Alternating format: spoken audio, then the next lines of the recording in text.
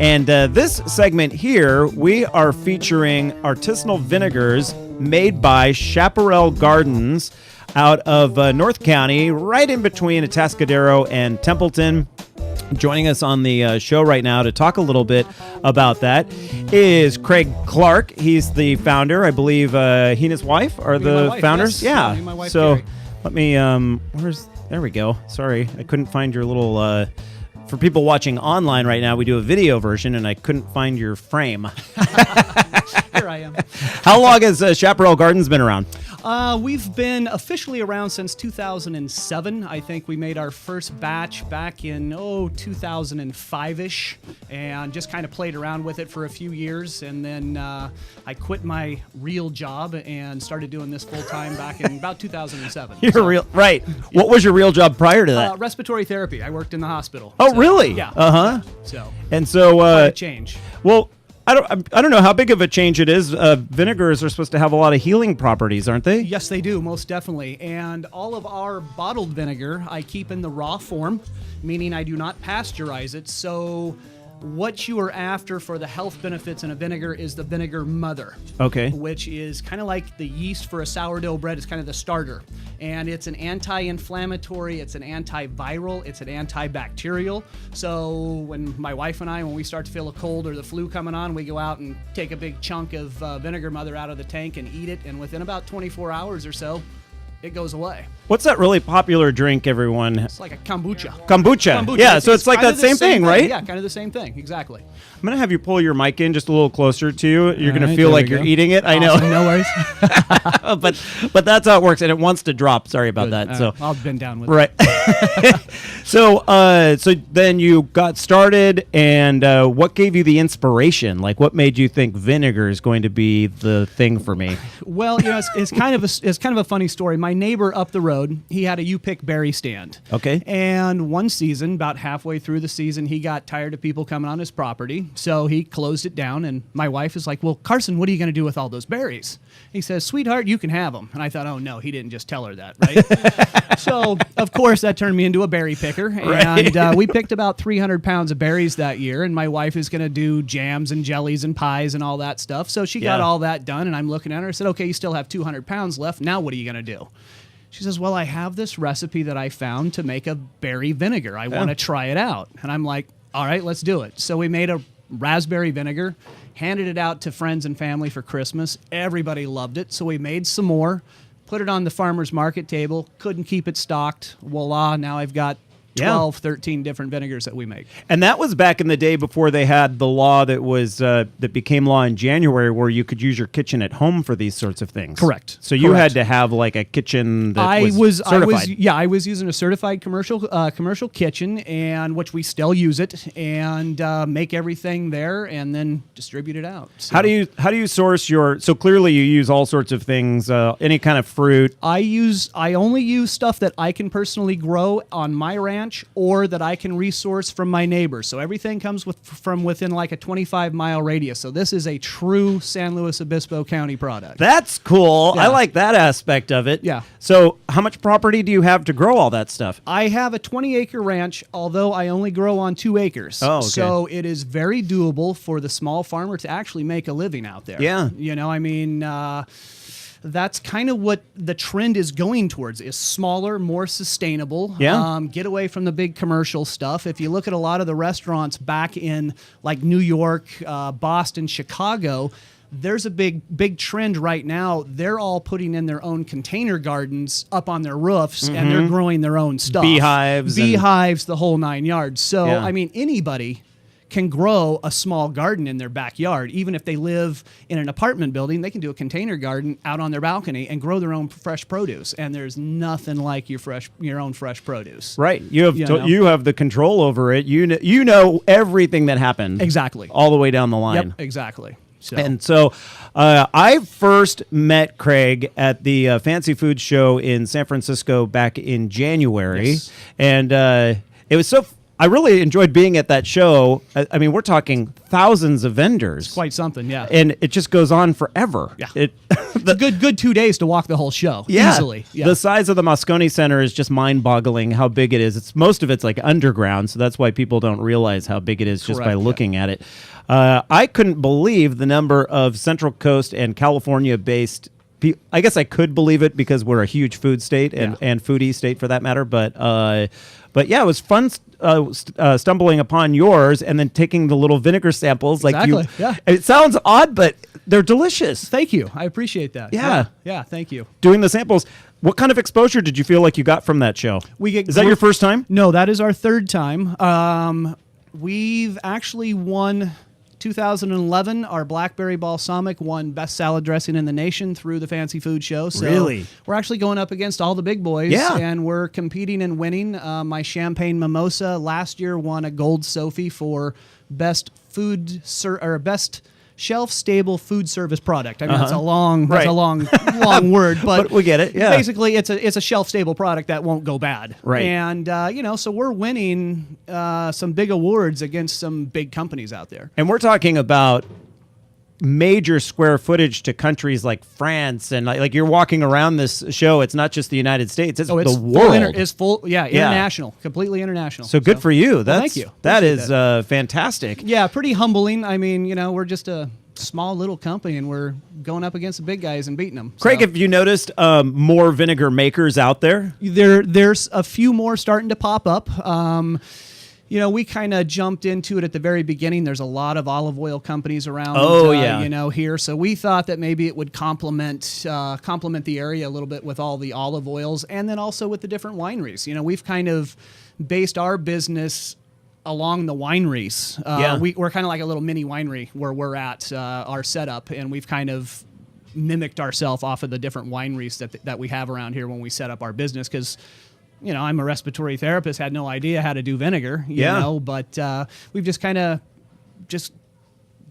done it how we felt it needed to be done, and it's worked for us. We've gotten lucky. So yeah, it's really good that you got in early, because then you're not one of the jumping on the bandwagon kind of people, and the trend followed you. Exactly. That's always much better. You got Robbie Robinson, who does a great vinegar, and they were probably the first ones in this area that I know of that were doing it. So we were probably the second one doing it, because he's been doing it a little bit longer than us. But yeah, it's been fun. The trends that I noticed at the show, and I'm not sure how on the mark I am, but I noticed a lot of chocolates that are have Chipotle in them, or just bizarre sort of chocolates, not like Mom used to make, Yeah.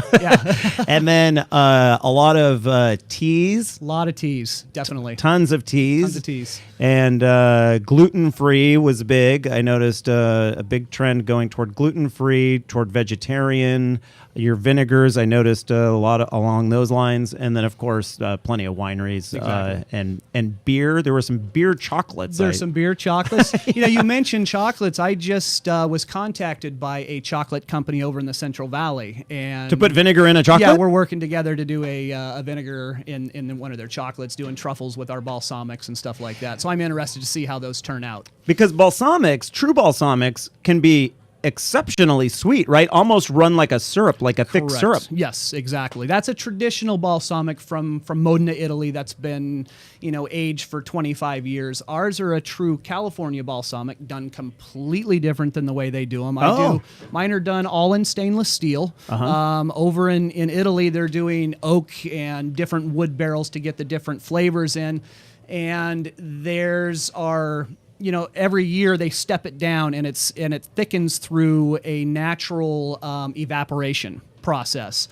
Mine, I'm not going for the thick, rich, heavy. I'm going for more of a lighter balsamic that you can actually cook a little bit better with. It doesn't coat the flavors of the foods and hide the flavors of the foods. Ours actually help enhance the flavors of the foods and pull them forward on your palate. So I'm doing it completely different. What would you say the most popular vinegars are? I imagine balsamic's near the top, right? Yeah, everybody knows a balsamic. Yeah. Then probably a champagne, a rice vinegar. Oh, rice. Yeah, I forgot you got about a rice vinegar also. So. Yeah, and then apple cider vinegar. Apple cider vinegar, of course, yes. Do you have apple trees on your? I do have apple trees, but I do not do an apple cider vinegar. I do a winter ambrosia, which is apple, pear, cinnamon, clove, and cardamom. Kind of tastes like an apple pie in a bottle. That is seasonal. I bring it out November through February. So oh, that's kind of cool. That's my one with the apples in it. So, yeah. Yeah, completely different than an apple cider, though. Yeah, that would be taste-wise, that is more of a seasonal... it is. Tastes just like Thanksgiving. So, yeah.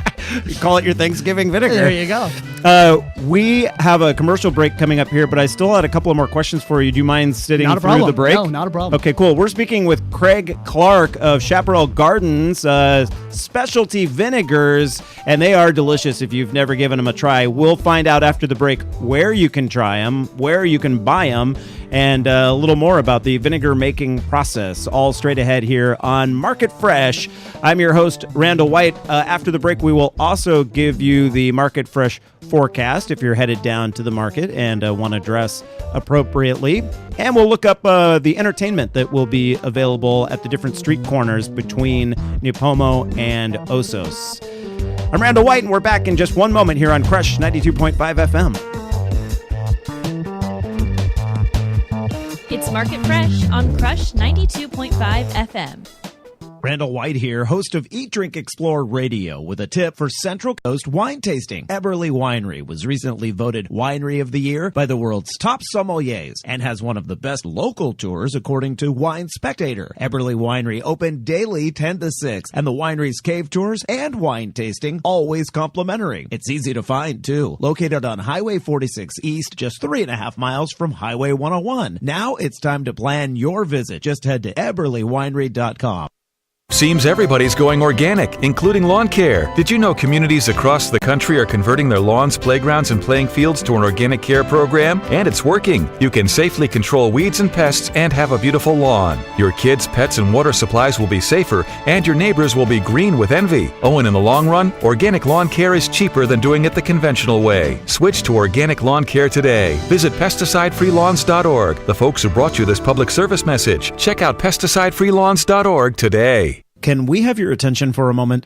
Eat, Drink, Explore Media has an important date we want to share with you. Saturday, July 13th. We invite you to join us at a craft beer and food event like no other. At last count, generous samples from more than 70 breweries will be paired with local culinary treats for the 2013 Breast Fest along San Francisco's waterfront at Fort Mason. Going on its 14th year, the annual Breast Fest has grown dramatically, raising money for an incredibly important cause, providing free, complimentary treatments for women battling breast cancer. The Charlotte Maxwell Clinic offers services such as acupuncture, massage, organic foods, and transportation. The clinic's core mission to provide relief from the terrible side effects of cancer and its treatments. Eat, Drink, Explore Media is very proud to be among the main sponsors for this year's event. For more information, go to thebreastfest.org.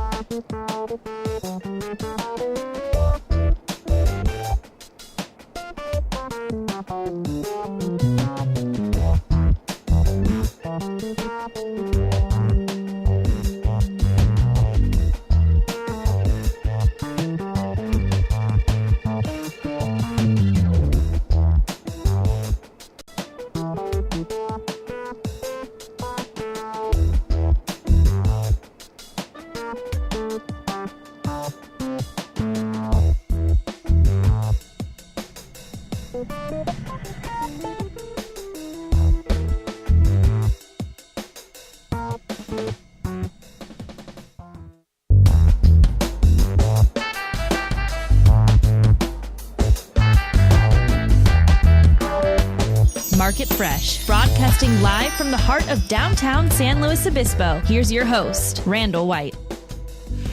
5:49 the time right now here on Crush 92.5 FM. Great to have you with us. We are just ticks away from the start of yet another famous downtown Higuera Street Farmers Market here in San Luis Obispo. It will be jam-packed full of people. The market hasn't even opened yet, and the streets are already busy. The sidewalks were jammed this afternoon with tourists and people out just enjoying the nice weather. Speaking of weather, we are looking for, well, about 71 degrees at market open in 11 minutes. And then at 9 o'clock, we'll only drop that by 6 degrees to 65. So it should be a very pleasant market. And it's not breezy out there, so you won't have that wind chill going on. The breeze is kicking at about 7 miles per hour out of the west-southwest. No fog to bother us right now, so it looks like it will be an ideal night to head on down. If you're looking for the entertainment, which of course is a big part of the Thursday night market, it's much more than just a farmer's market, right?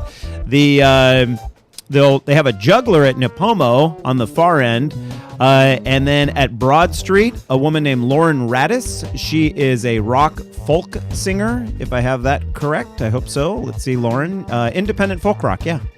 And then on Garden Street, it's Music Motive, a local company that teaches music lessons. So maybe you can find out if you have a hidden talent. My parents tried several different instruments on us kids, and we even had a baby grand at the house for a good couple of decades, and never got played. Sorry, Mom. And then on Choro Street, Something Ridiculous. They are ridiculous and fun, and they are way up high on these unicycles, and they do all sorts of things, juggling and stuff, and you're like, how did they just do that? So check out that group on Choro Street.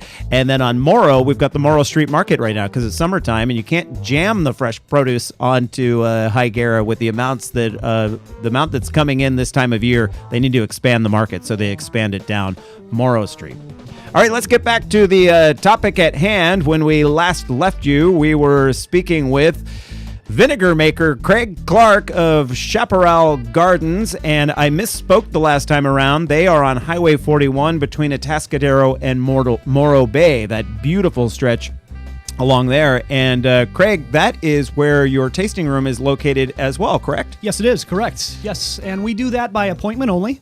I don't sit around and wait for people to show up, so you can give us a call. Phone number is 805-461-1722 or 703-0829. Either number will get you to us, and you can let us know when you want to come out, and we'll be sure and be there for you. And just set up a little appointment and say, hey, we're going to swing by. We're wine tasting in the area. We're heading up 41, and we're going to hit all those along that stretch, and we thought we'd do some vinegars as well. Exactly. And vinegar, in some form, is wine that's gone bad. That is exactly right. Yeah. Right? You know, vinegar is one of those things that people do make by accident. Yeah. And an easy way to make some vinegar is get an old bottle of wine, pull the cork off, and set it on the counter for a couple months, and you will eventually get vinegar. So what happens? The alcohol breaks down? What happens is you make alcohol first. Vinegar is a double fermentation. So you first ferment your fruits, you make your alcohol, and then what you do is you allow oxygen to hit that alcohol, and that will start a second fermentation process, and it will ferment all of the alcohol off.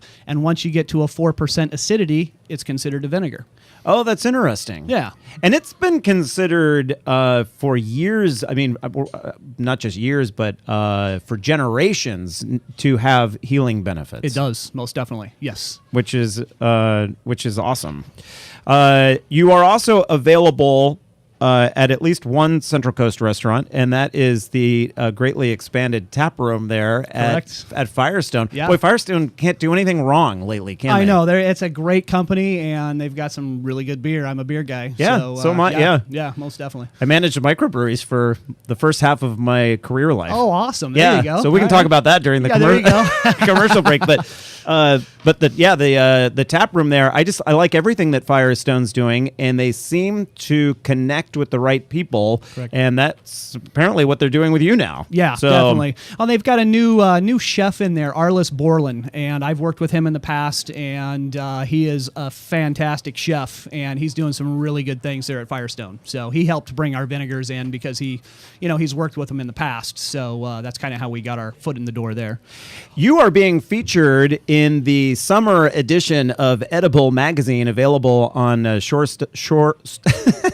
seashells, right? Store shelves all over the place, and at farmers markets, including right here at the Thursday night market throughout San Luis Obispo County. It is free. You can pick it up and get some of the best culinary information you can imagine, including some good articles on local producers like you, Craig. Correct. Yeah. We're excited to be in it. And so what's the take on their article? Are they just kind of giving an overview like we're doing? Kind of giving an overview like we're doing. Yeah, exactly. Yeah. So. Well, good. I'm glad they hooked us up with you because Edible's good for that. We have a deal with Edible where they, give us some good ideas here on the show, and then we like to give them a little promotion, and they give us a little promotion, and it's perfect. We are like the radio version. Exactly. No, I think it's great. I think you guys do a great job. Yeah, it's fantastic. So you can find more information at edibleslo.com. So that's just SLO, of course. Edible Slow. And they have a really terrific Facebook feed. So if you're not a website person, but you can't tear yourself away from Facebook like some people I know, then head on over to Facebook and just type in Edible Slow. In fact, I think it's facebook.com/Edible Slow. And friend them right there, or like their page, I guess is how it works. And so you were telling me that so the secondary fermentation that takes place, does that involve yeast? It does not involve yeast on my end. Oh, no, okay. No. It's the vinegar mother, and we have developed a vinegar mother for each one of our different vinegars. And what you do is you take a glop of the vinegar mother, you add it to the alcohol, and that helps start that fermentation process a lot quicker. So it was that mother that you were talking about before, and Correct. then I mentioned it has all the health benefits in the yeah. kombucha. Yeah, exactly. Yeah. Exactly. This is all kind of new to me. I don't know how I slept through it, but everyone, we're pairing up with not the fancy food show, the real food show in San Francisco, in Jack London Square, actually, Oakland. All right. And that's coming up at the end of September. And what they do, it's a little different than the fancy food show where I originally met you, Craig. This is where they teach the people that come to this event, the public comes to this event, and they teach them how different foods are made and that sort of thing. That's great. That's cool. Yeah. People need to know that. Right. So we're pairing up anyway with this with that show, and she was here and she was talking about that stuff, and I said, I've never even heard of this, and she goes, yeah, people drink it. It kind of tastes like vinegar, and I'm like, but it kind of is vinegar. It is kind of vinegar. Yeah, it's a fermented. Right? Yeah, it's a fermented whatever. I've never made kombucha, but yeah, it's a fermented drink. So. Well, go visit Craig Clark at Chaparral Gardens and your wife, but you have to call him first, okay? 805. I have it here. 805-461-1722. Correct. 805-461-1722. We'll put that on the website. If you go to eatdrinkexplore.com and go to today's program summary, it will all be there for you. So, Craig, thank you so much, sir. Great. Thanks for having me. I greatly appreciate it. And I look forward to more interesting blends from you because we're coming out with a few new ones. Yeah. Yeah. We mentioned one during the commercial break that we couldn't mention yet, so pay attention to them, you guys. Make it a great day. Go down, enjoy your local market.